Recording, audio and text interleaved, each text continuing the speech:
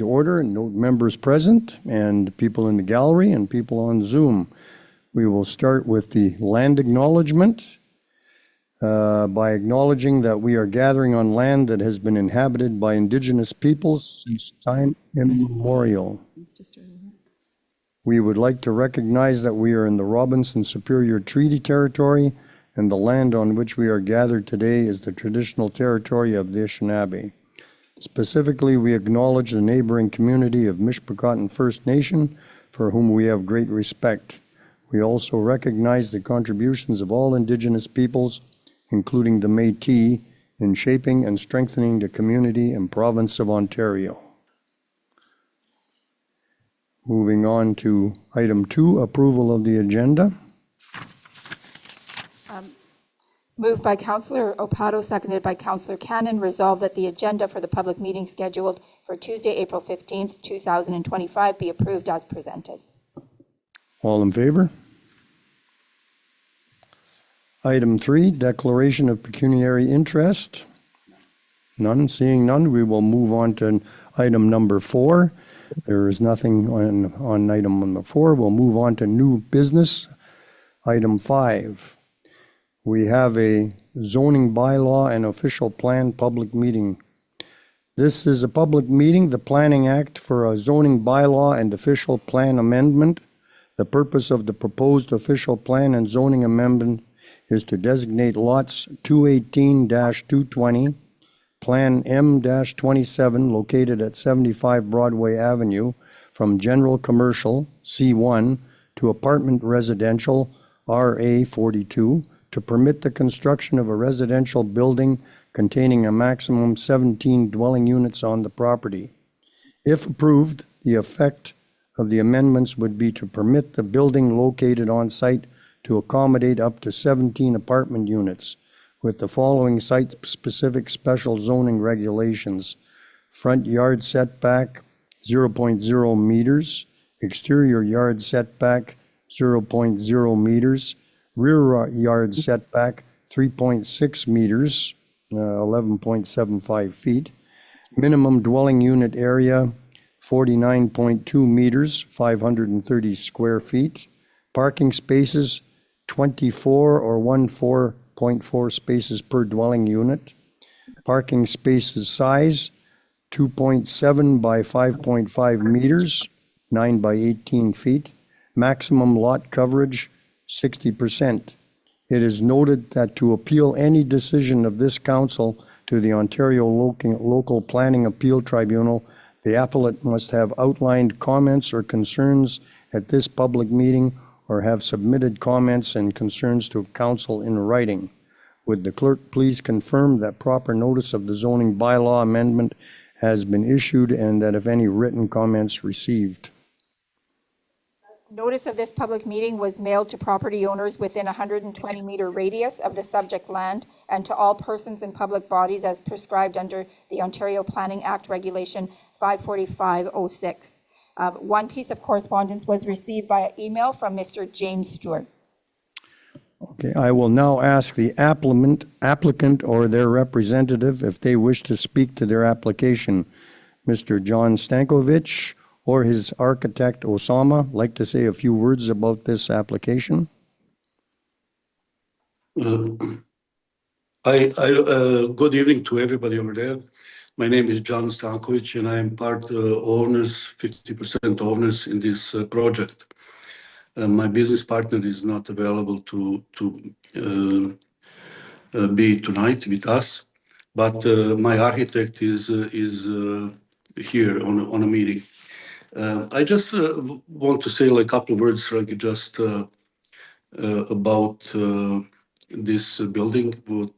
This building was like for a long time, you know, actually better than I do, vacant, and we purchased like a couple of years ago, and we tried to actually to accommodate or to find tenant or to find a way how to stay in commercial zoning because it was easier way to do it.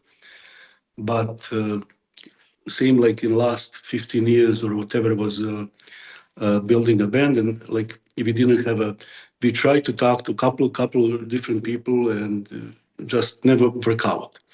In the end, we talked to town of Vava, and we experienced, because we have like a couple of hotels over there in Vava, Highway 17 Hotel and Big Bird Inn, and we noticed that actually this is noticed for a long time, that we have a problem with accommodation in a town. Actually, like now we in our like building what we have over there, like beside Highway 17 Hotel, 11 apartments. We used to rent this like Airbnb. Just this year we decided to rent like apartments, like month to month, and every single apartment is rent. If somebody leave in less than 2 weeks, you get another tenant, which means is big demand in Vava for apartments. Like, and that's the reason why we decide to go through all this process, planning and site plan and rezoning, because we think that this is like going to be good use for this building. That's for now what I have to say. And if anybody have any questions, please, I'm more than welcome to answer. Thank you. Thank you. Are there any members of the public who would like to speak to this application for or against?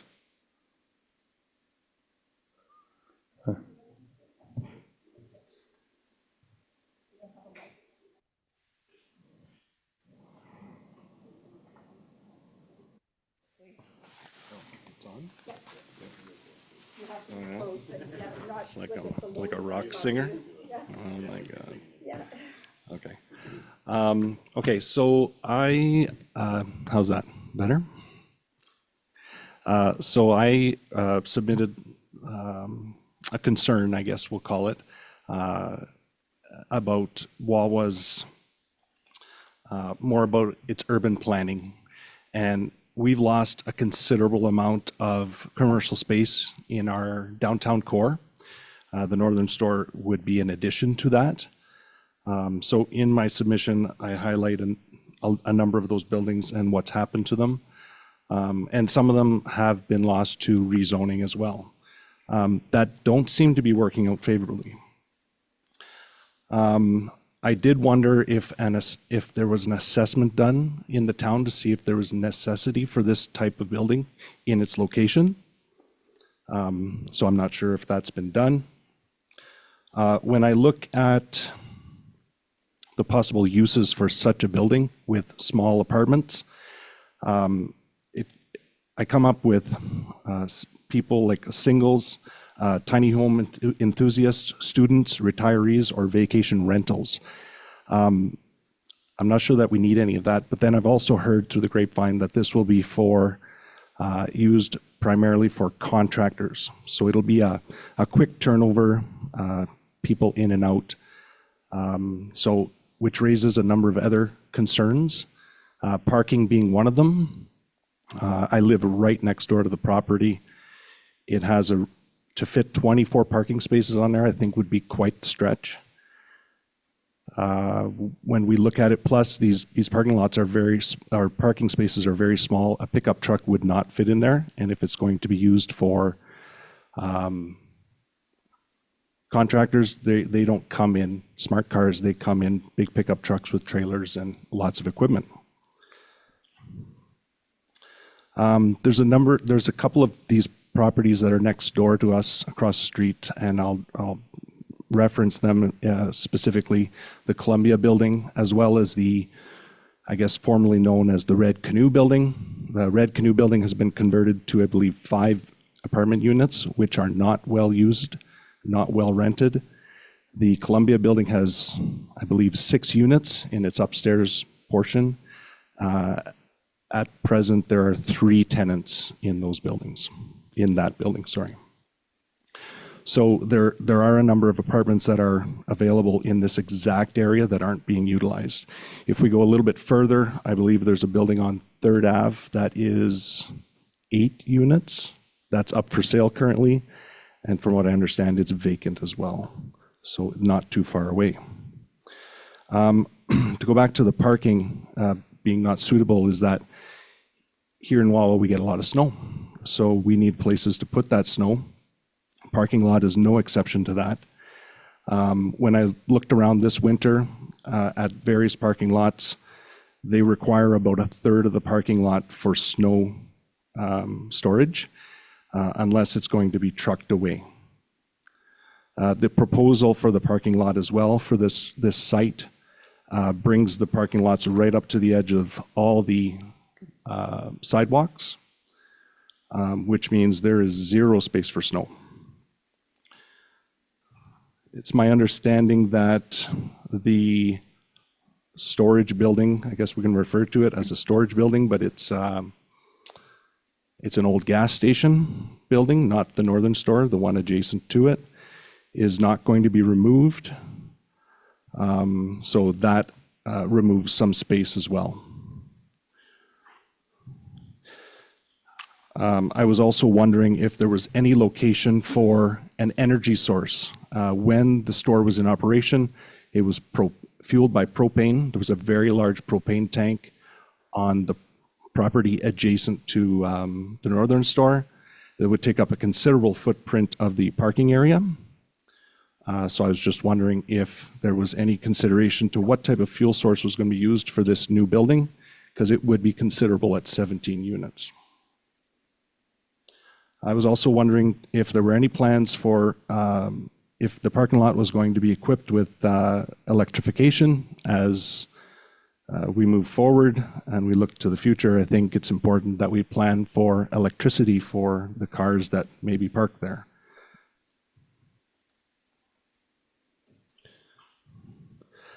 The adjacent properties, I'm going to move on to garbage or any type of waste products. The adjacent properties to the Northern Store, again, the Columbia and the Red Canoe, have a history of problems when it comes to waste, ranging from derelict furniture to domestic garbage. They currently have 2 large bins that are managed by Provo, but there still seems to be a very large problem with waste around the buildings and in and around those garbage bins. Last summer, I took it upon myself to load up my trailer with all the construction materials and bed frames and mattresses that were left laying around, just because there was just too many at this point. There's a picture in the report that I submitted.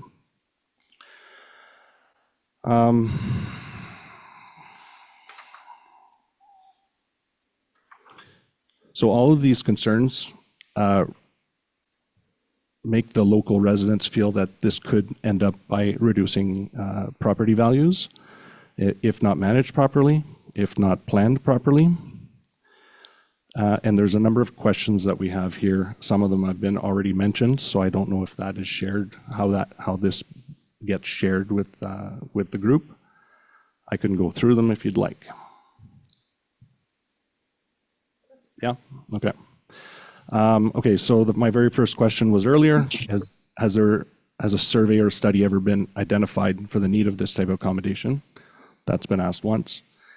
What demographic of Wawa's population would use this type of accommodation? Does this old building meet the current code for multi-unit residential dwelling? Has there ever been a level 1 or level 2 environmental assessment done on the proposed property? The site is this is the site of a decommissioned gas station from the 70s. Will this type of housing concentration cause a number of social or safety concerns? How will the waste management be addressed with proposed addition of 17 like rental units being created in this area? The proposal uses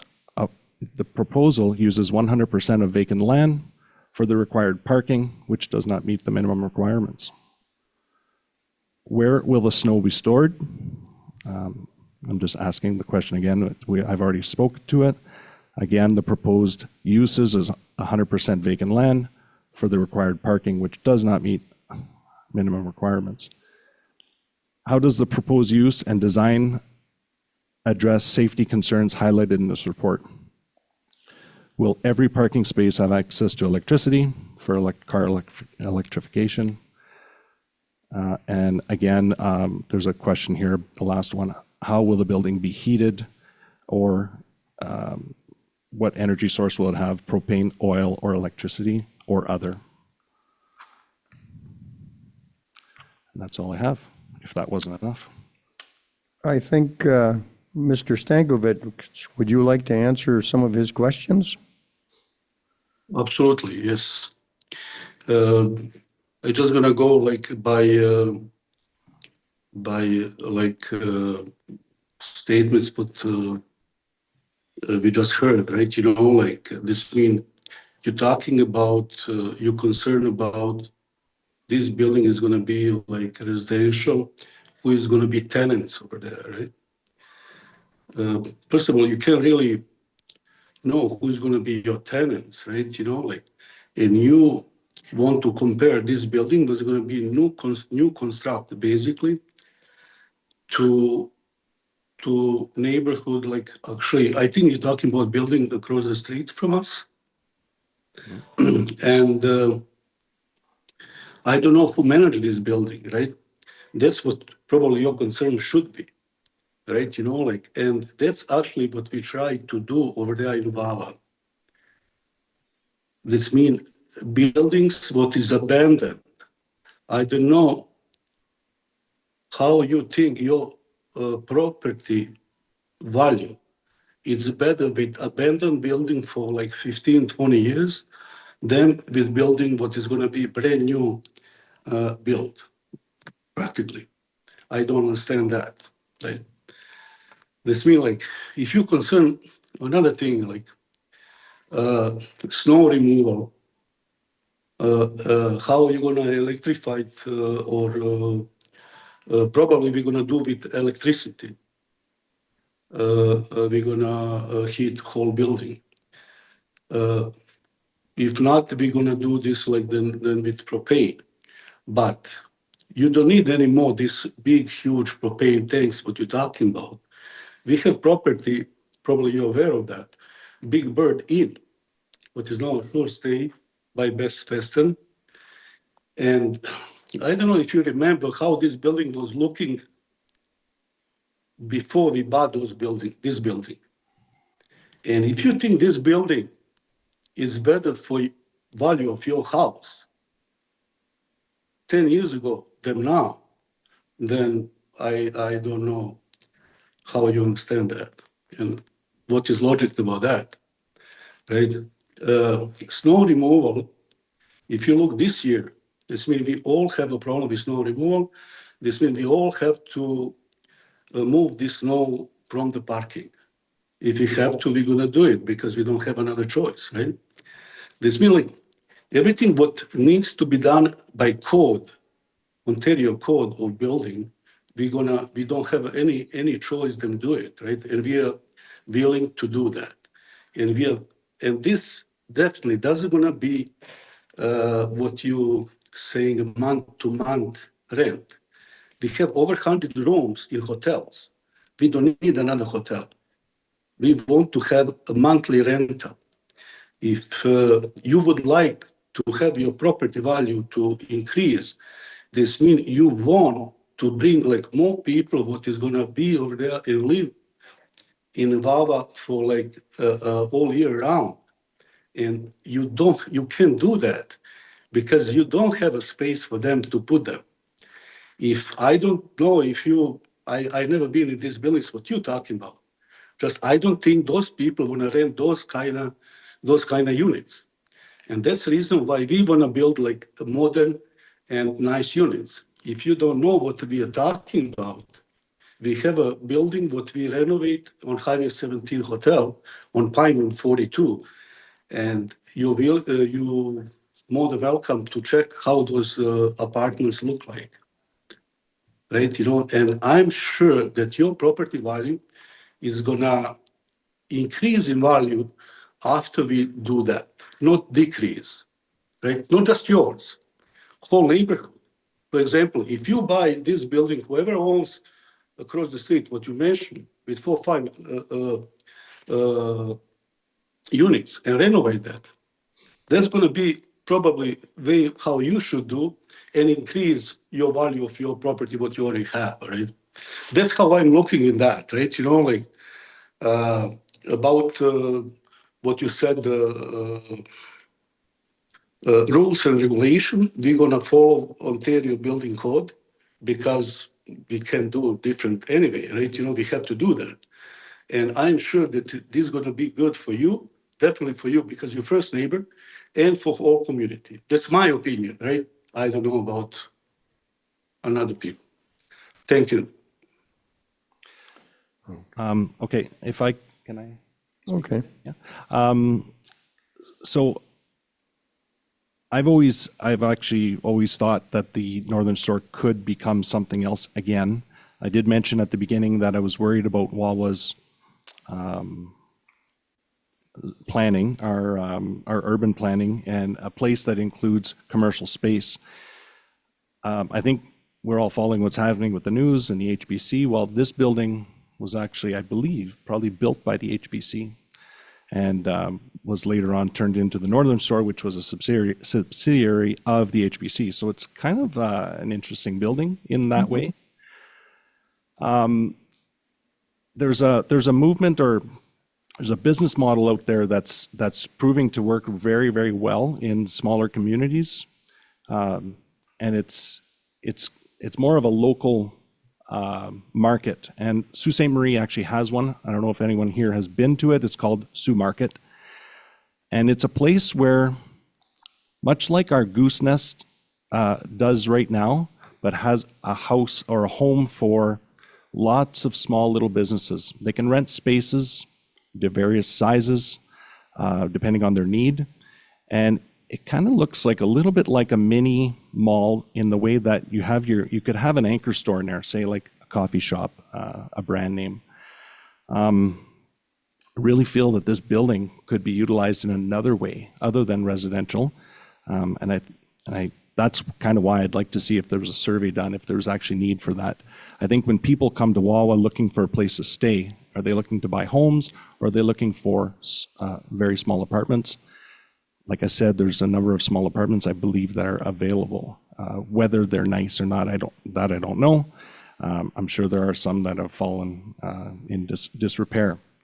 But I did research this, and I think that it's maybe something worth looking at, because like you, I do want to see investment in Wawa, and you're definitely right that an empty abandoned building is not pleasant and does not do anything for your property value. I'm just concerned about what's happening with our downtown core.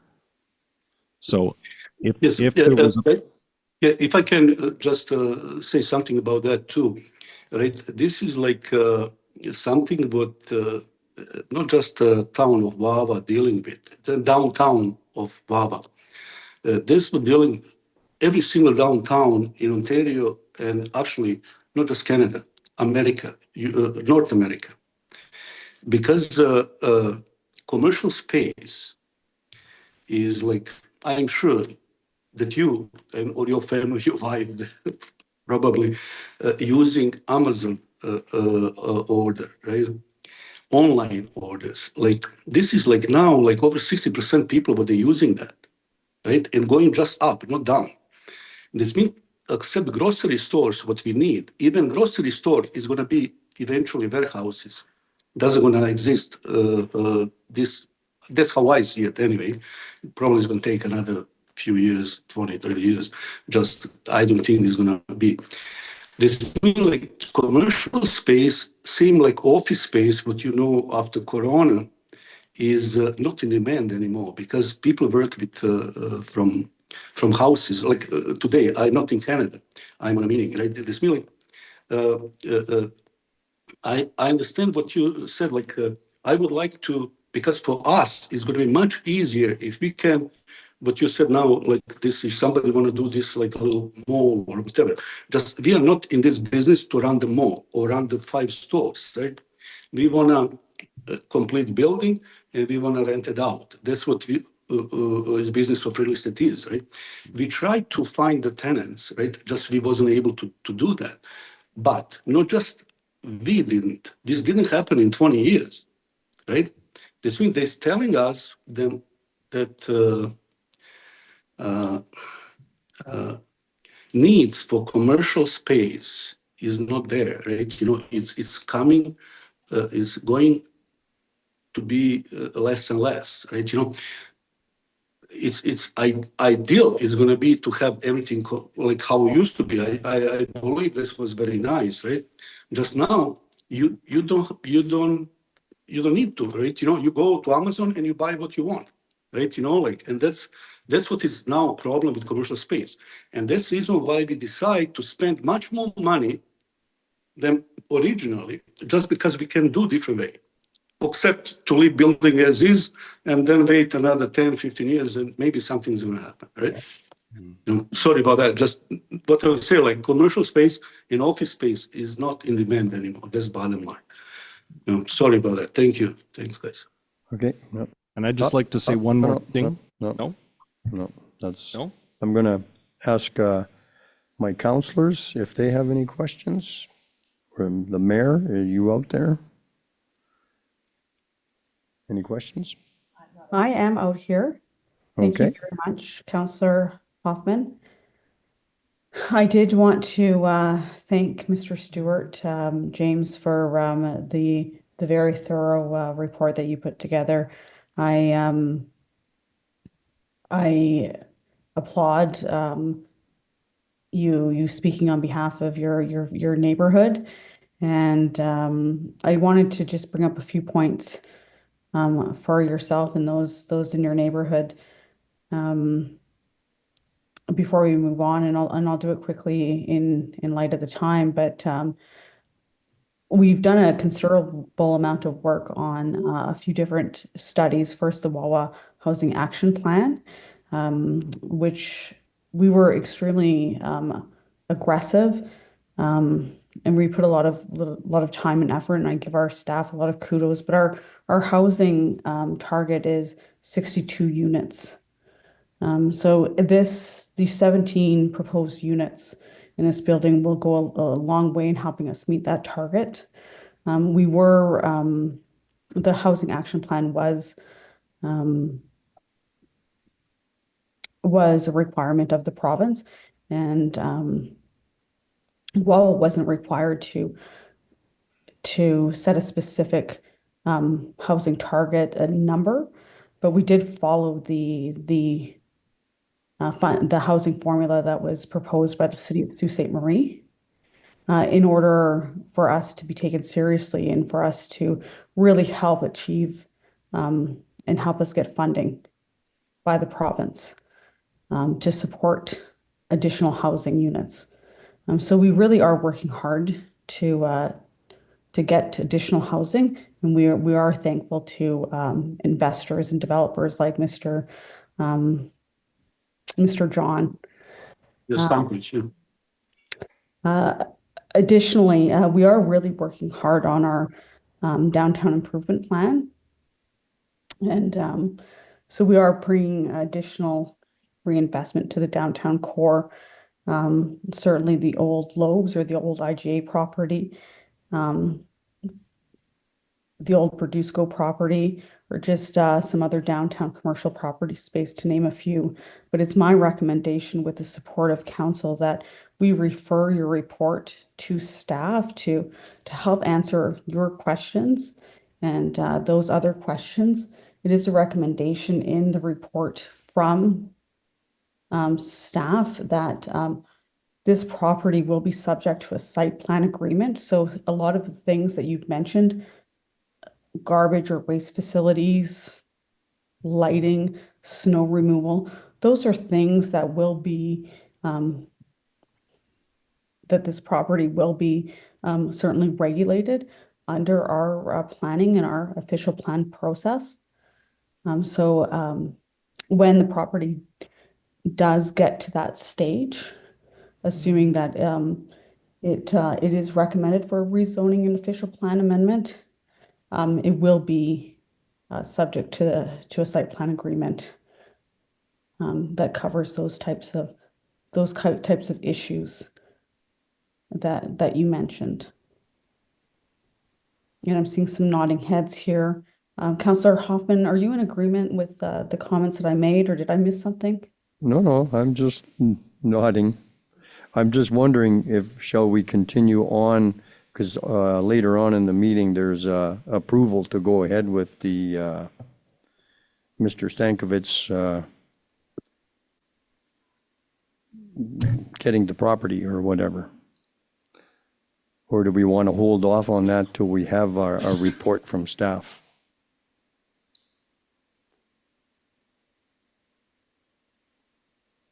Did So you? that's your choice as the chair, Mr. Hoffman, but I think we can follow the agenda and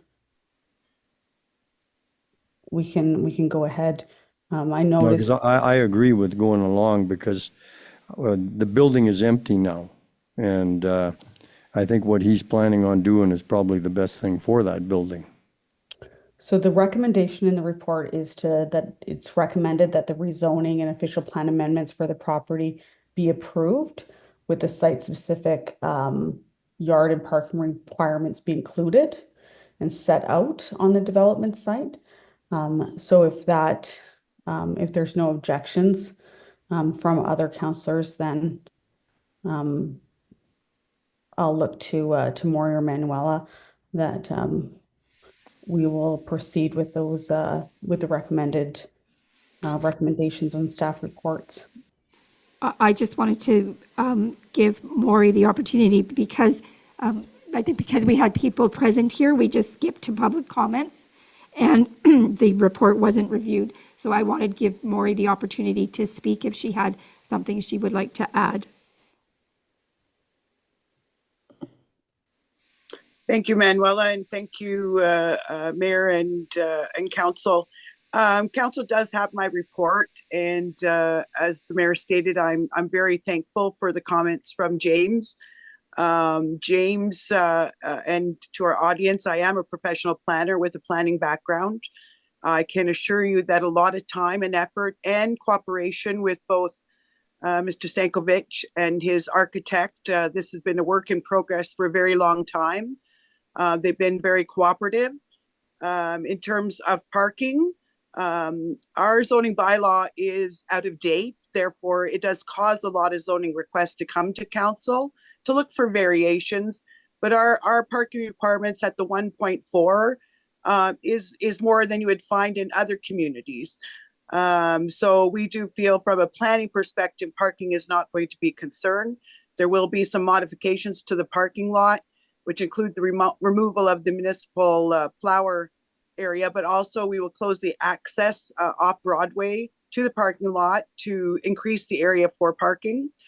There'll only be 2 spots for parking at the side next to the James's property. There's only 2 vehicles there, but the rest of the parking can be accommodated on site. It's difficult for council sometimes to look at what the future is, but I do feel very confident based on my 30 years living in Wawa and watching what's happening here and around Sault Ste. Marie, Sudbury, all the other small northern communities, that the need for commercial retail space is decreasing. Wawa is very fortunate. We actually have over 10,000 square feet coming on board for new commercial retail space coming into our downtown, as well as others. But there is a growing need for more of the commercial space that is on the highway. So there's been a lot of commercial development in Wawa happening down Mission Road, and that's continuing to happen. So I do agree that council's policies, which are set out in its strategic plan, which are set out in its housing action plan, also set out in the recently approved community improvement plan, all had the theme, vision, and goals and objectives as set out by council to increase the housing supply. To increase the housing supply is a private sector decision. and one that the private sector has to play a role. So this particular development does meet all the goals and objectives as set out by council over many of its plans. In terms, as the mayor has said, the snow removal area, garbage pickup, fencing along the back, sidewalks, lighting, anything to do with the outside development will be addressed in the site plan agreement that the architect and the owner have been working very closely with myself and the chief building official to address.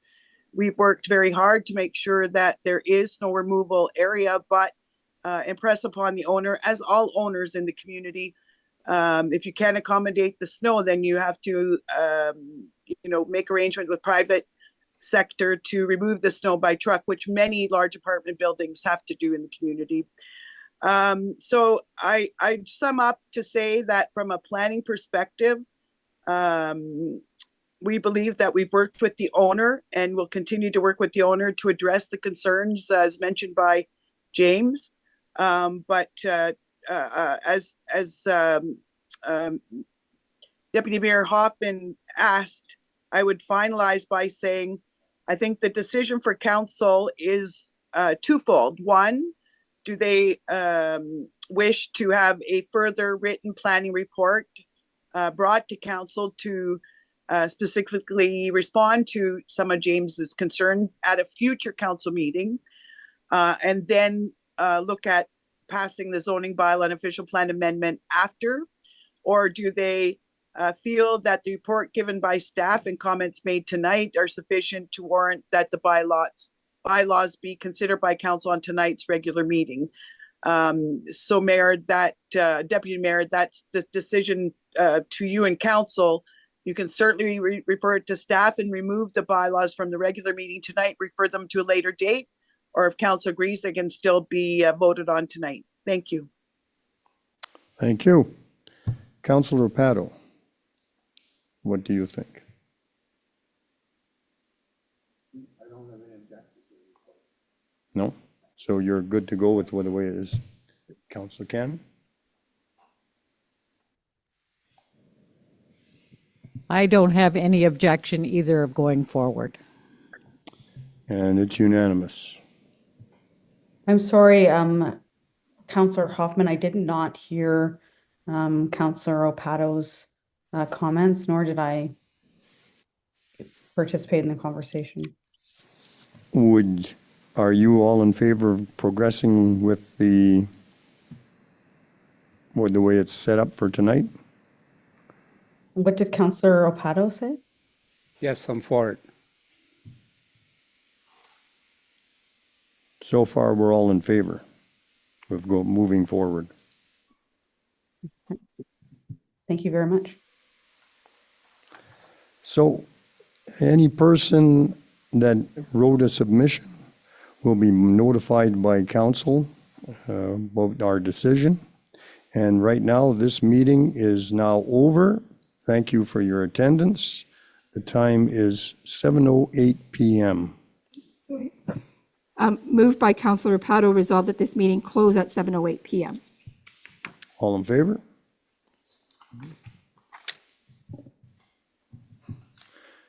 Okay. So now we will move on to the Committee of the Whole.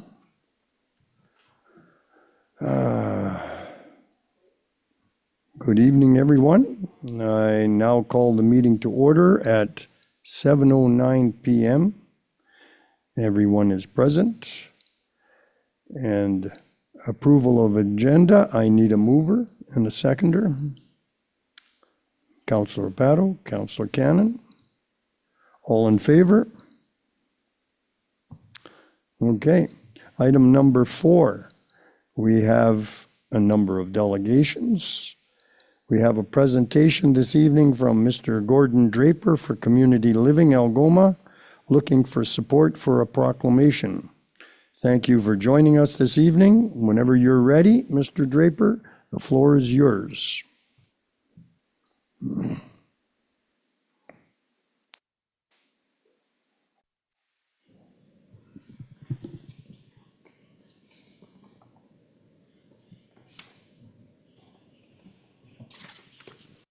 We lost camera for the municipality of Wawa. Council Chambers. I just have a technical thing. Is this hooked up with the Sioux Community Living?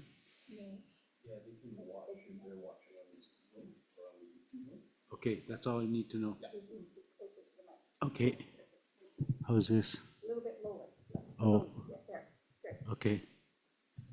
Okay, I'll start now. Good evening, Mayor. I don't know I knew you as a counselor. Okay. Good evening, Mayor and town councilors and community members. I'm proud to be here today as we recognize Community Living Awareness Month in April. My name is Gordon Draper, and I'm here on behalf of Community Living Algoma and the Algoma Community Visions Advocates. The council is made up of people who advocate for inclusion, accessibility, and meaningful change, not just within Community Living Algoma, but across the entire Algoma district. They use their voices as I am now to create a more inclusive community where everyone belongs.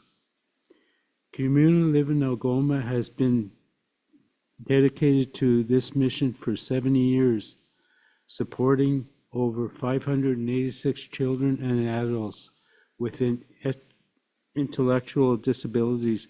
Currently, our work is about rights, choices, and opportunities, ensuring that every person is valued, respected, and included as a full member of their community. But inclusion doesn't happen on its own.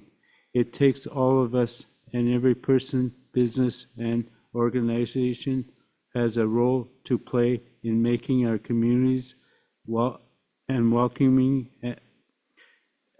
accessible for everyone, whether it's through small acts of kindness, inclusive hiring practices, or simply recognizing the value of diversity. We all contribute to building a community where everyone can thrive.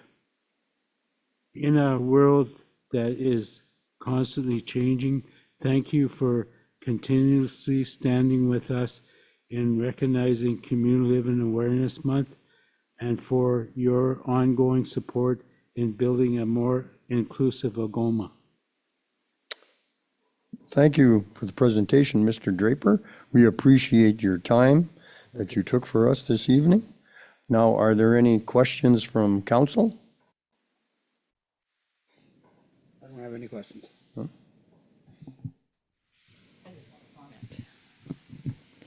I'd like to thank you for all the work that you do and the advocacy that you do with your group.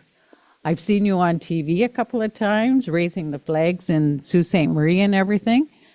Do you go down there during this month to do that, or? I'm sort of off right now because I have other issues that I have to deal with. And one is I have my parents' house in Laurel, and I've been doing some renovations on it. And then I have some medical problems that crop up every once in a while. So that sidelines me, but I've been volunteering with them for a number of years, and they're all across Canada, and they deal with the natives. It's wonderful. I was sworn in Thunder Bay, and it was the whole weekend, and they had a big powwow with the natives there. It was amazing.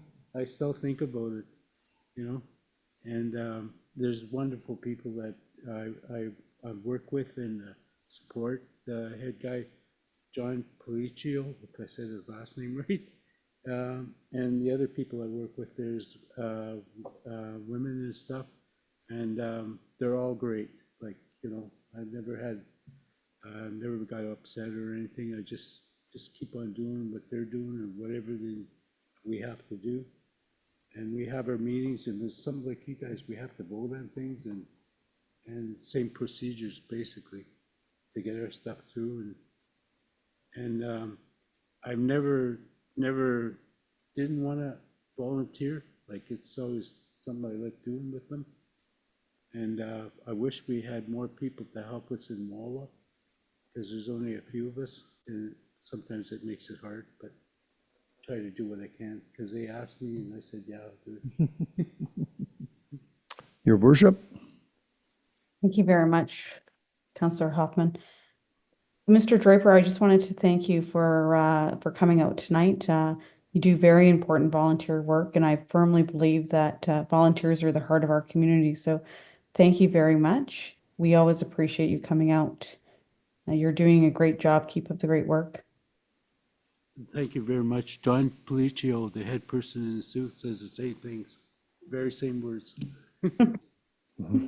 Well, Mr. Draper, we have a resolution on regular council meeting tonight to support your request for the proclamation. Okay, thank you. Thank you very much. You're welcome. Okay, moving on to, I had some other stuff.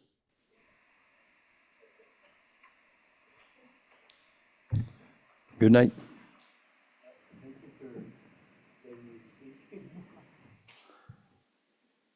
Moving on to item 4.2, we now have a presentation from Miss Brittany Clark for an update regarding the Wawa Food Cycle Program. Thank you for joining us this evening.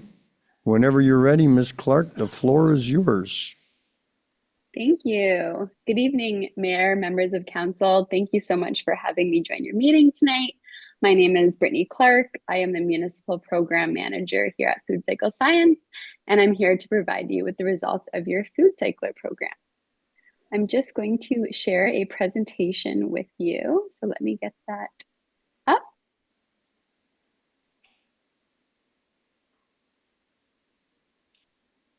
Okay, can everyone see this presentation, this green slide? Yes, okay, wonderful. So my goal here tonight is to give you an overview of how the program went, the path forward, and answer any questions you have. So just a quick reminder, Food Cycle Science is a Ottawa-based company, so we're a proud Canadian company. We're a team of food waste experts, engineers, and scientists. And together we have developed our revolutionary product called the Food Cycler, which has become a trusted food waste solution for over 185 municipalities now across North America. The communities that partner with us all have the same thing in common. They have understood the issue surrounding food waste going into the landfill, and they've decided to make a change. If you have struggled to find effective ways to manage food waste in your municipality, you are not alone. So to summarize, a pilot program was run in Wawa for 100 participating households, plus 13 additional units that were reserved for lower income households. I'd like to note that these lower income units were not distributed into the community at the same time. So the data presented tonight does not account for these 13 units, just the first 100. So your program started in 2024, where residents purchased a food cycler from the municipality at a subsidized price. They tracked their usage for 12 weeks and then completed a final survey to provide valuable data and feedback about the program. The results from your pilot program were a huge success. So based on the data collected, a total of 26.69 metric tons of food waste were diverted from the landfill by the 100 food cyclers in your community. When looking at this from a carbon emissions standpoint, 100 food cyclers will divert 34.69 metric tons of CO2 annually. And this is the equivalent to carbon sequestered by 34.8 acres of forest each year. Furthermore, your residents generated 0.8 fewer standard garbage bags per week, which is a reduction of 41.5 garbage bags per household annually. So to put this into perspective, with just 100 food cyclers in your community, there are now over 4,100 fewer garbage bags being hauled into your landfill each year. All this to say, your Food Cycler program has been established as a very suitable food waste program in your municipality. It has been determined that there's demand from residents for this solution, and most believe that their family, friends, and neighbors would participate in and benefit from this program if they were given the chance. All of these factors have now led to the opportunity to successfully expand the program and increase the positive impacts in your community. So I'd like to take a quick moment to introduce our brand new technology, the Eco3. So in your community, you had the FC30, which isn't shown here, and the Eco5 on the right.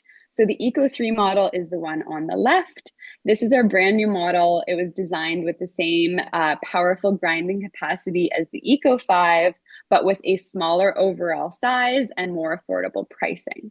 So the Eco3 holds 3.5 liters, and this is right in the middle of the 2.5 liter capacity of the FC30 and the 5 liter capacity of the Eco5.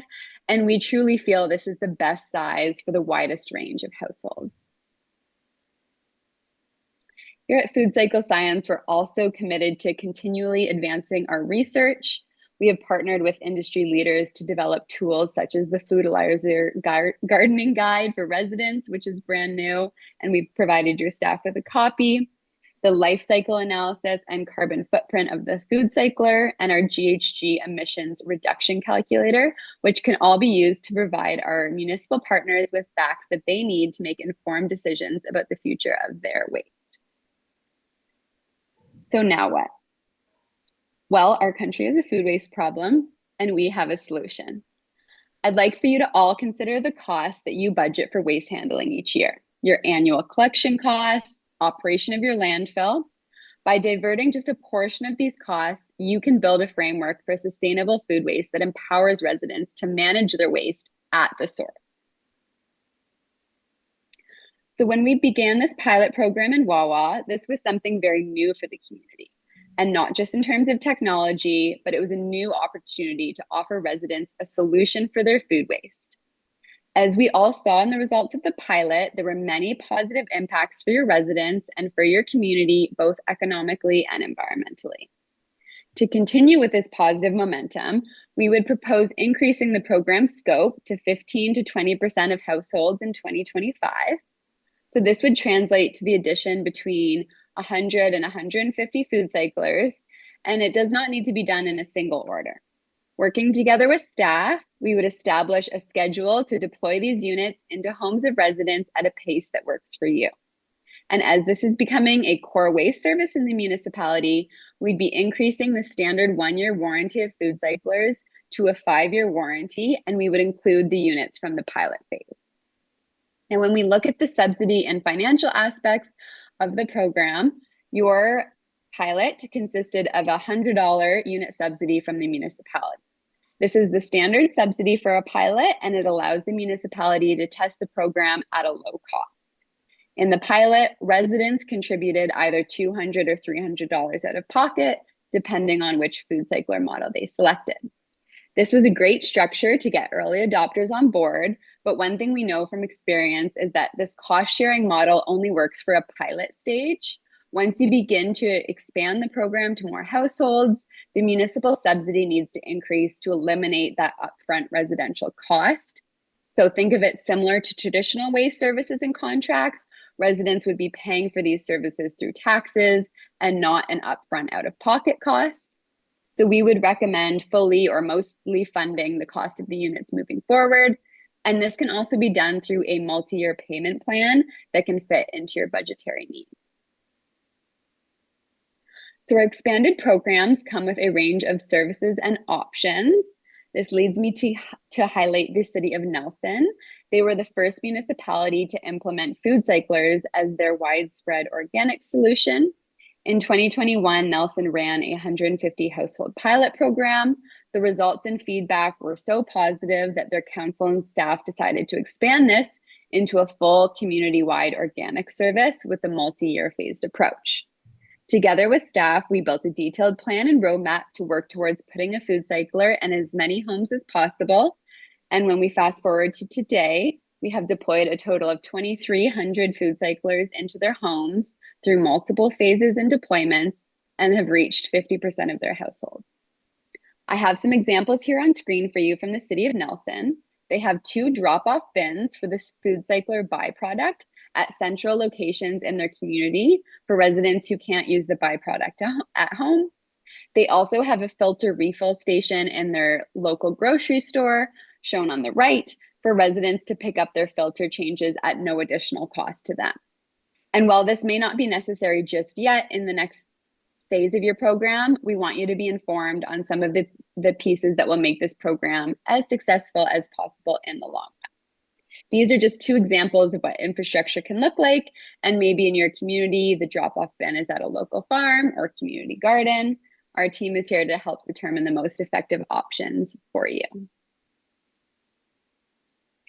So we envision your food cycler program being implemented over multiple phases spanning several years. This slide gives a visual outline of what that could look like. This phased approach showcases a feasible rollout and allows us to expand in a meaningful and sustainable way. Our team will conduct ongoing monitoring to track waste diversion rates and overall program performance, just like we did with your pilot. And at the end of each phase, this will be summarized into a report that is used to guide next steps. By continually sharing data and information with you, this will allow us to fine-tune the program based on your needs. So I have shared quite a bit of information with you tonight. I'd like to summarize here with a short roadmap of where we are and what the next steps are ahead of us. So last year, Council approved the pilot program. We collaborated with staff to run it, and now we are back here today sharing the results and successes with you.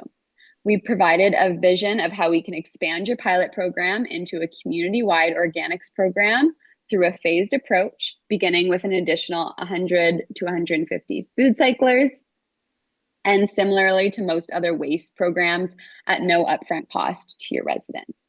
Our ask of Council today is to receive this information with an open mind and allow us to work together with staff over the coming weeks to bring a proposal back to you with a more detailed framework for expanding the program. Thank you for your presentation. Now I'll open it up to questions, and I'll ask your worship if you have anything. Thank you very much, Councillor Hoffman.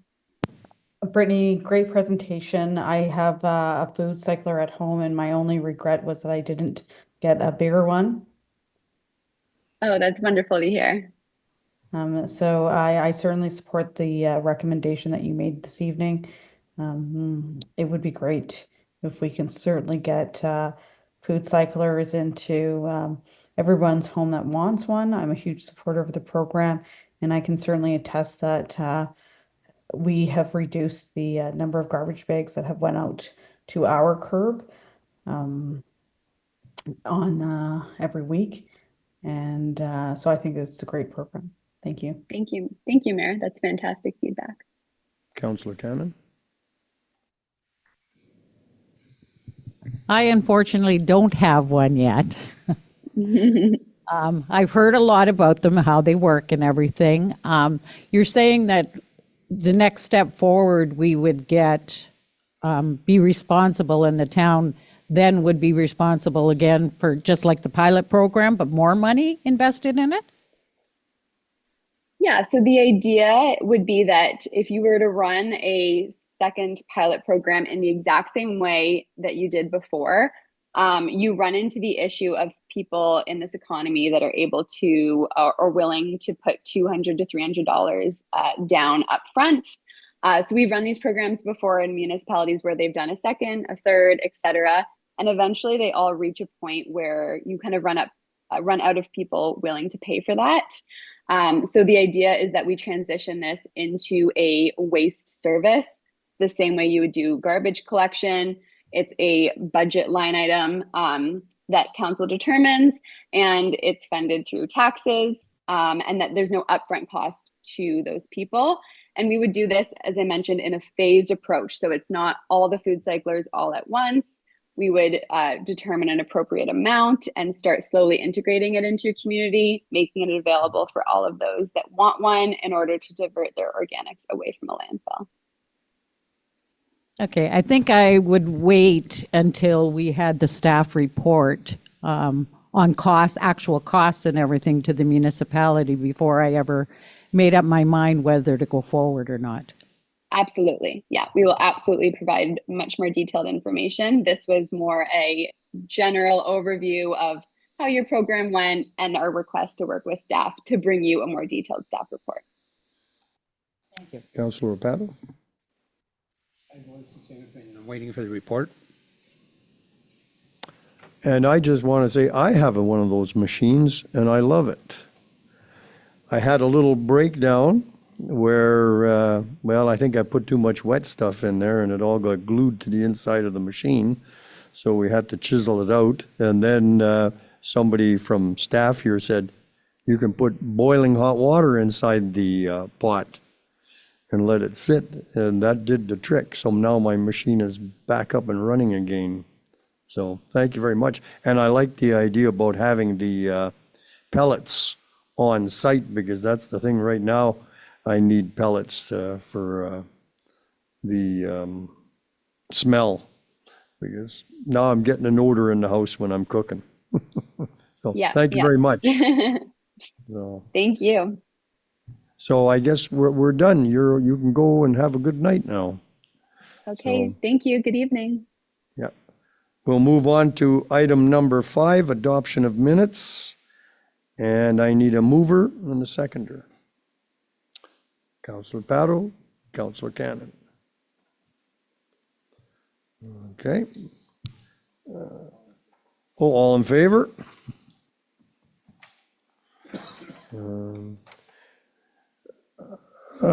So item number 6, there is none, so we'll move on to monthly reports. Does anyone have any questions? Councillor Cannon.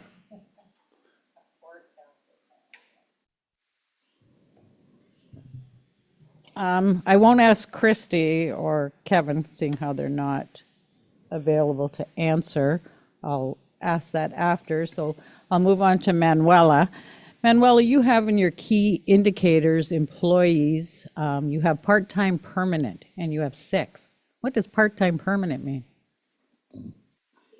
Part-time employees that are permanent employees. They're not like summer employees or seasonal employees. Okay, and we have 36 total 36 employees, yes. for the whole town? Yes.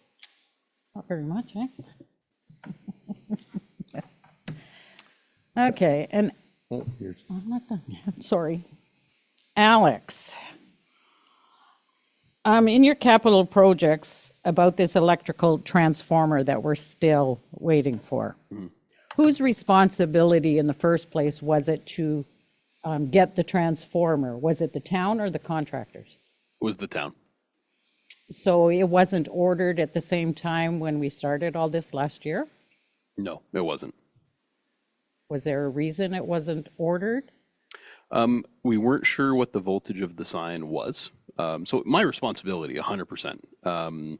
I had expected that sign, because it just had regular tubes in it from 1996, would have been 120 volts. And it was only when we had our electrician take a look at the hookups that we realized it was 600 volts. So oversight on my part specifically, because when we spec'd out the sign for the request for proposals, it was for 120 or 240 volt sign.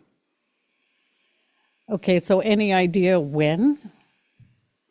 I keep getting told, oh, a couple weeks, oh here, oh there. I don't have any idea when, and to be honest, I'm at the point where I may have to just order it myself instead of going through contractors who I'm expecting to be able to deliver on these services. Yeah, because how long do you wait? I mean, it's been since last summer that we've been waiting patiently for this sign. Okay, and also about, you talked about the batteries and that, and you talked about working with Marathon to arrange transportation and that. Can you explain what you mean by? Yeah, absolutely. So right now we have two options for servicing the Olympia and for getting batteries replaced. The first option, which is the option that we had up until essentially last year, was to ship the units down to Elmira, where Olympia is based. Now, to ship those units down, they have a transport truck that can hold 3 at a time. So if we can manage to get on a route with a different community, it saves us a lot of the transport costs. The first time that we shipped the Olympia down, we weren't able to do that, and it was almost $9,000 to just get it there and back again. So you can imagine being able to cut that in half because they're going to Marathon as well is a huge advantage for us. The other option that we have right now, and this is fairly new, one of the people who used to work at Olympia has started their own business now, and they do mobile servicing. So they'll come up to us.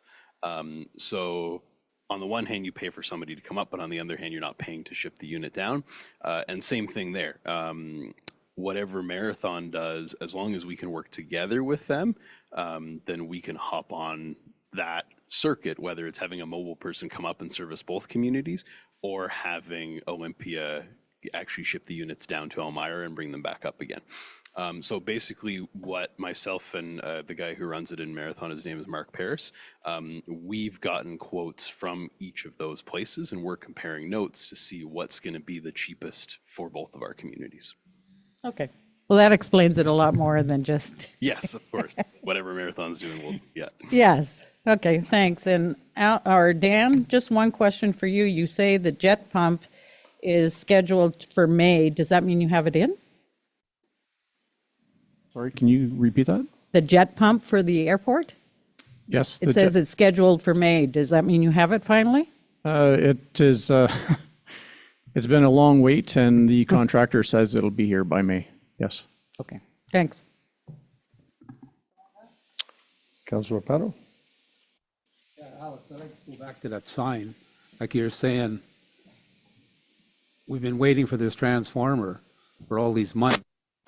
Wouldn't it have been more able to, if you thought it was a different voltage or whatever, couldn't we have changed something when we found out we couldn't get a transformer for it? And why did we wait this long? We can't change anything at this point because the sign's already installed. When we realized we needed a transformer, and like I reported to council at the time, it was supposed to take 6 weeks. So in that time frame, it would have been done before the snow fell. So we went ahead with the installation of the sign, expecting that a transformer would be no big deal to get. Obviously, that didn't turn out to be the case, and now we've been waiting 8, 9, 10, 12 months for it almost. So the sign's already in place. The sign can do 120 or 240 volts. So one way or another, we need to either step that down from the 600 that's provided, or we can run a new line. The most efficient way to do that is with a transformer to step it down, because running a new line would involve digging up the parking lot. So it's something that we're working with our local electrical contractor to supply.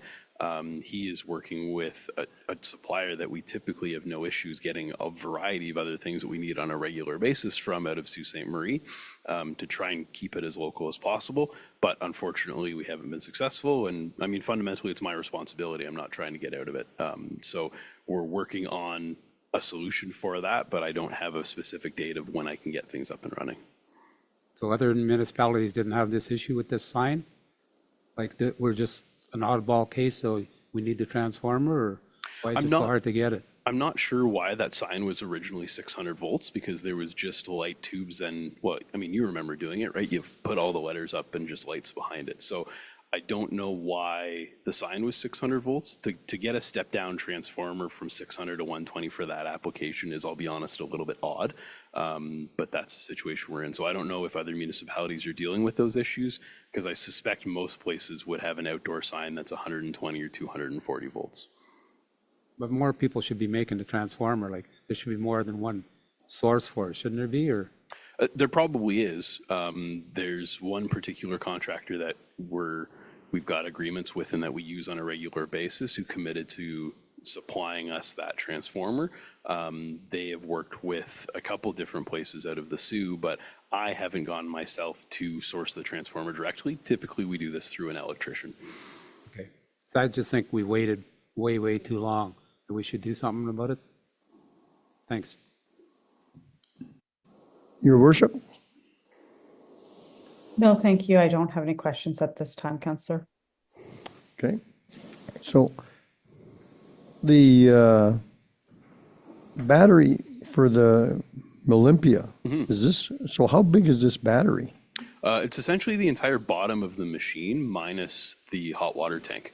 So there's 2 battery banks on either side. They're about 2.5 feet tall. They're 3 cells wide by 8 cells deep times 2. So you could switch individual cells. We have done that in the past where we've switched 2 so far. However, they're towards the end of their lifespan, and that was expected when we purchased the machine. We expected to have to buy new batteries between 6 and 8 years into the operation of the machine, and that was factored into the costs as well of operating a electric machine versus a propane machine. So, and this is why we have to ship the machine to Elmira to get those batteries replaced, or Yes, or a mobile unit can do. if that guy will, Exactly. Yeah. So right now we're essentially comparing prices before we come back to council with a recommendation. We haven't sent out a request for proposals yet because there's only 2 companies in Ontario who are dealing with it, and we're dealing with both of them right now. and then Dan, my age-friendly committee, we're wondering how the bus is coming along. All the upgrades are done in the bus. They're done? Yes, the new step and the new handles are put in it already. Okay, I'll have to tell Mary Ann. Okay. Okay, moving on to item number 8, the CHIP Financial Incentives Program. Is Maury going to speak to that, or I will speak to that. you're gonna? Yes, sorry. 8.1, the EDO 2025-04 report regarding the CIP Financial Incentives Program. So the municipality has received a second application under the CIP Financial Incentives Program from Mr. James Restel and his partner, Ms. Sandra Weitzel, which are here with us tonight. The application is for their property on 16 Broadway, which was a tax sale property. It's been empty for a long time. So they're applying for 3 of the grants: the building activation grant to get that building up and running again, the signage and facade grant in order to help with the front, and residential office rehabilitation conversion to help, I believe, with the upper floor. So I think their intent is to, in the basement, have an entertainment area in the lower level. On the main floor, a retail commercial space, and the top floor, a residential space. So it is the recommendation of the EdTech and staff are recommending that council approve the application of James Restel for the building facade and signage improvement grant, the building activation grant for vacant spaces, and the residential office rehabilitation and conversion grant for the upper stories. Funding assistance in the amount of 50% of approved projects up to $20,000 net of HST, and further that the municipality enter into an agreement with James Restel regarding the approved financial assistance. Thank you. Are there any questions? Your worship. Thank you very much, Councillor Hoffman. I had a comment, just a comment, no questions, on behalf of the Economic Development and Tourist Association, or committee rather, the EDACT group. We certainly, the EDACT committee reviewed this application in advance of bringing it to council. And we were thrilled with receiving the application, and are in full support, and are really excited about the proposed improvements put forward by Sandra and Jim, and really look forward to having the north end of Broadway be redeveloped and reinvigorated by this really exciting project. I think certainly with the proposed improvements, along with the new mural that's hopefully going to be gracing the side of this building, it's really going to drive traffic to the north end of, along Broadway and to the north end of Broadway, which council has always intended to do. And it's going to brighten up the beach area. So thank you very much, Jim and Sandra, for putting this forward, and I look forward to supporting this project. Councillor Cannon. I too am looking forward to see how you transform this building.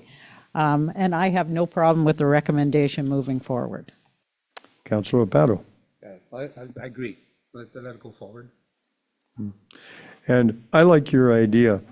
I'd like to see the restoration of the Italian residence.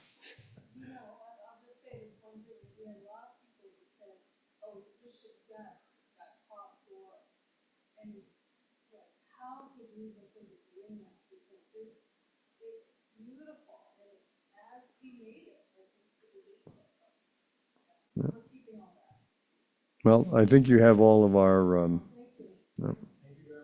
okay.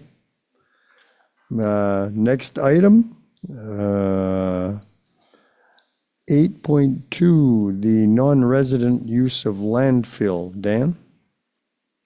So the reason for the report is we got a request from Louisiana Pacific, the company in former Jaeger, Weyerhaeuser, Rentec building. They don't, in the past, we've had a handshake deal to take household waste from them. So this company reached out and asked us if we would consider an agreement to allow them to take their household garbage waste that is generated just from their lunchroom. So there's three options. We can deny the request to them to use our landfill, enter into agreement with tipping fees from our schedule of fees, or to come into option 3, enter an agreement with tipping fees with determined based on non-premium or non-resident premium. So it is staff's recommendation that we go with option 3 to enter into an agreement with Louisiana Pacific to allow them to dump at our municipal site. Thank you. Questions? I again have no problem with doing option 3 and going forward. Councillor Pato? Do other people that don't live in a municipality have the same agreement, or do they pay some fee to dump their garbage? People that live outside of the municipality have to ask us for permission first. We do not take garbage from outside of our municipality otherwise. Because this is outside, sort of, right, where you're talking about now? Yes, Okay, correct. but nobody pays anything then? If they're allowed to come, it depends on what they are, where they came from. We don't take anything else outside of the municipality. Okay, thanks. Okay, Your Worship? Thank you very much, Councillor Hoffman. Through you to Dan, I agree with option number 3. It's certainly in line with the recent agreement we made with Hawk Junction. So charging them tipping fees, but with an additional premium to make sure that we cover any additional administration costs or any additional fees, because we do want to ensure that we're in a cost recovery position when dealing with anybody that's outside of our municipal boundaries. So, and I think that's what we really strive to do when we put together that agreement. Is that correct? Yes. Perfect. So, and I think we want to make sure that we follow that same precedent. Okay. Then moving on to number 9 in camera, there is nothing. So we'll move on to item number 10, and there's no business arising from the closed session. So we'll move on to item number 11, next meeting date, scheduled for April 28th at 6:30 p.m. Do I? Just a mover and a seconder? Mr. Opato? Councillor Cannon? All in favor? Okay, we will adjourn this meeting. I need a mover. Councillor Cannon, all in favor? Thank you. We'll take a moment to move into the regular council meeting.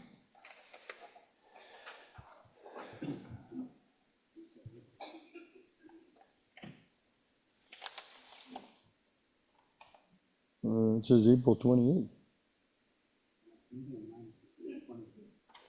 Hmm. Hmm. Hmm?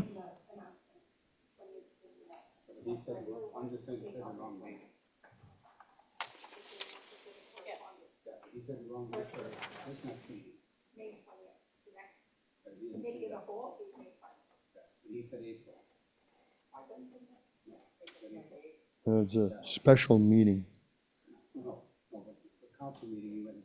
Yeah, yeah. Okay, shoot me.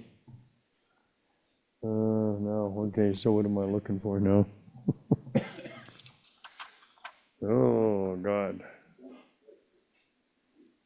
Oh. Okay, we'll call this meeting to order. Oh, this is, which meeting are we in?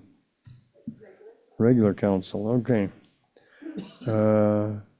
Disclosure of pecuniary interest.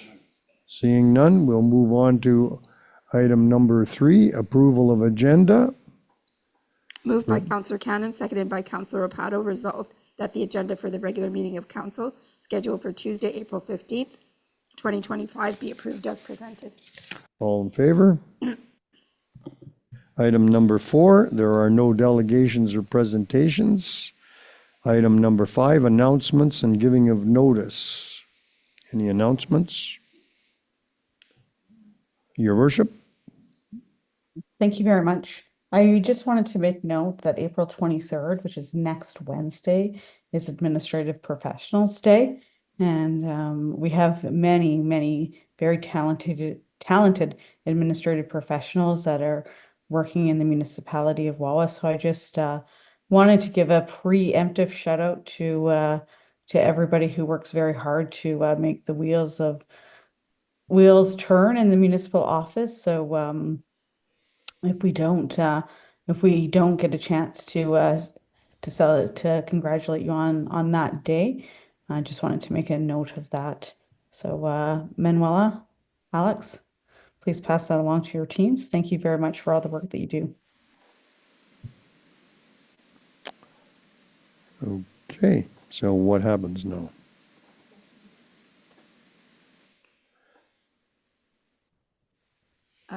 Moved by Councillor Rapato, seconded by Councillor Cannon. Resolved that the following minutes of the meetings of council be adopted as presented. Minutes of the regular meeting of council held on Tuesday, April 1st, 2025, as contained on pages 1 to 5, inclusive of the minute book. All in favor? So, moving on to item number 7, correspondence. Wanted to point out a couple of things. The number 7.1 is a community emergency preparedness grant. This is just an acknowledgement of our grant application for this grant. Number 7.3, the letter of agreement dedicated gas tax. This is for our provincial gas tax money. It's approximately $25,000 for the transit. Mayor Melanie, did you want to speak to 7.4? Yes, thank you very much, Manuela. 7.4 was a letter that was sent to me and council on behalf of the owner of Tim Hortons, Mr. Ryan D. Tomsino. And it really is a heartfelt letter that speaks to Ryan's hardships that Tim Hortons and I think many other businesses that are in the retail sector, retail and service sector have had with regards to temporary foreign workers who are working and living in our community, that they're facing the challenges and barriers that they're facing with regards to accessing supports to getting their permanent residency status. I have spoken with Ryan, and other employees at Tim Hortons, and have agreed to lobby and advocate on their behalf. There is a federal election coming up, and I have brought this issue to the attention of the candidates that are running in the federal election, but I really felt that it should be discussed at our council table, and as it is a really important issue that's plaguing the businesses in our community. So I'll leave it there, and I'll urge council to read it. Please speak with our businesses, business owners, again, who are in our retail and service sector, because this is a really important issue that's really affecting them. Okay. Anything else we should know? No? Moving on to item number 8, the consent agenda. Moved by Councillor Cannon, seconded by Councillor Opato. Resolved that the items listed under consent agenda 8.2 to 8.4 be approved as recommended. All in favor? Number 9, business arising out of previous meeting. Accept staff recommendation for allocation of marina divestiture funds resolution.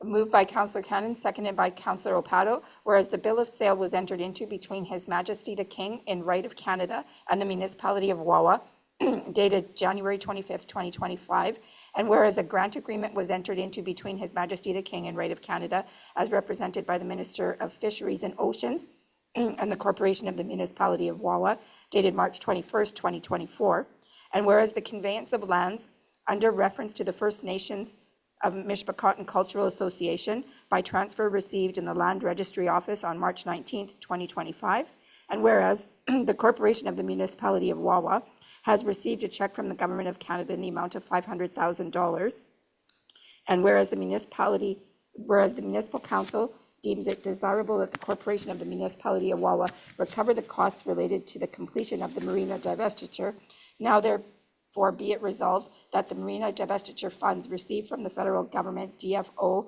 be distributed as follows: $100,000 returned to the General Capital Reserve, $50,000 to administration miscellaneous revenue to reimburse legal fees, and $350,000 into a conditional reserve for the marina, with interest earned being transferred from the reserve to the marina operating budget annually to set off marina expenses.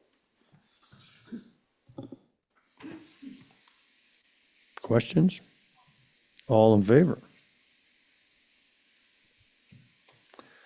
Okay. Moving on to, God, where are we? New business, item number 10. Okay. Moved by Councillor Opato, seconded by Councillor Cannon, whereas Community Living Algoma has provided supports and services to people with intellectual disabilities and their families in the municipality of Wawa and surrounding areas since 1954, and provides services to 432 adults and 154 children across the district of Algoma. And whereas Community Living Algoma's goal is that people with intellectual disabilities have every opportunity to participate fully in our community with dignity, independence, and acceptance. And whereas Community Living Algoma works with Township of Wawa volunteers and other stakeholder groups and organizations to promote citizenship for people with intellectual disabilities, so they have the rights and responsibilities and the opportunities that come with belonging, participating, and contributing as a valued member in society. And whereas Community Living Algoma Awareness Month is a province-wide initiative created to celebrate the values of community living, which are inclusion, equity, and respect, and now therefore be it resolved that Council of the Municipality of Wawa does hereby proclaim the month of May 2025 as Community Living Awareness Month in Wawa. All in favor?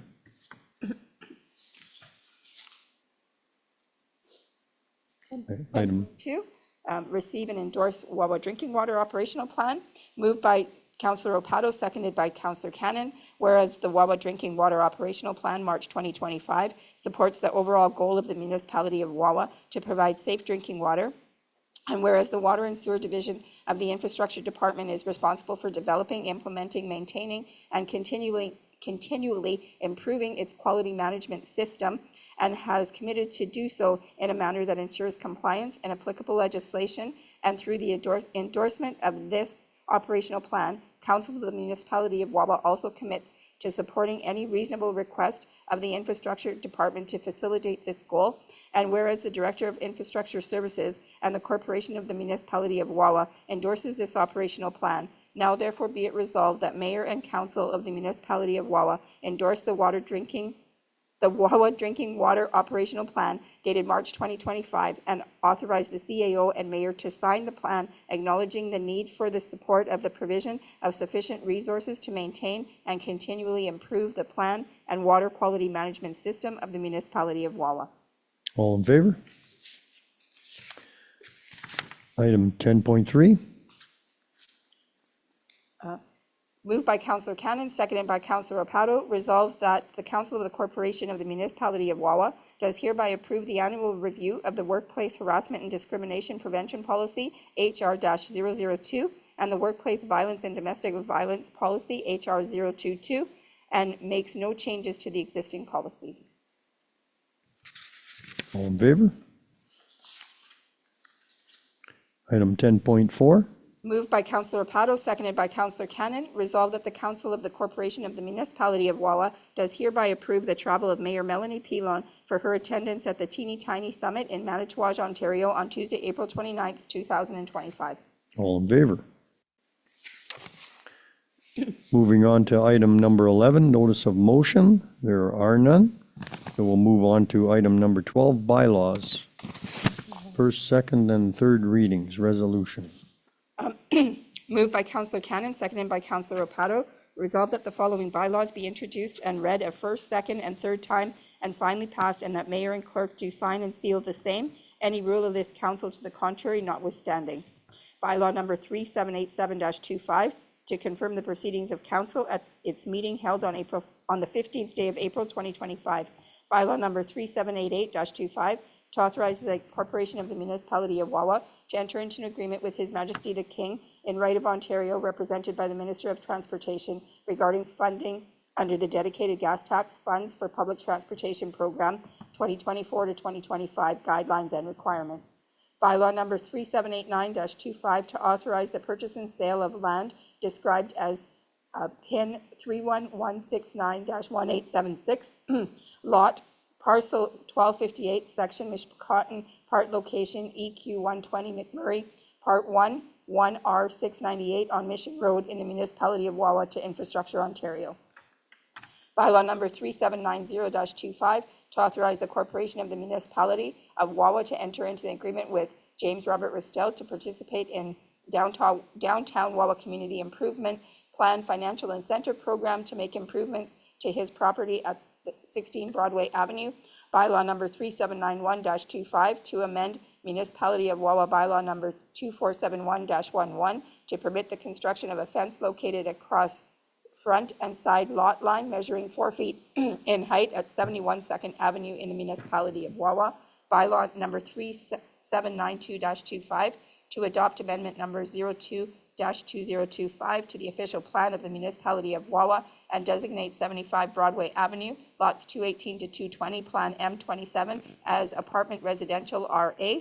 And bylaw number 3793-25, to amend Wawa zoning bylaw 2821-15 to change the zoning on lots 418, 419, and 420, Plan M2775 Broadway Avenue to residential apartments RA 42 with special exemptions.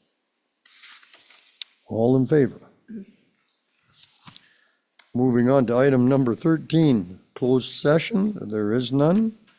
Move on to item number 14, nothing. On item number 15, nothing. Item number 16 is next meeting date, Tuesday, May 20th, 2025. Moved by Councillor Cannon, seconded by Councillor Rapato, resolved that the meeting close at 8:04 p.m. All in favor? Good night. Thank you, Mayor Melanie. Thank you, everyone. Have a good night.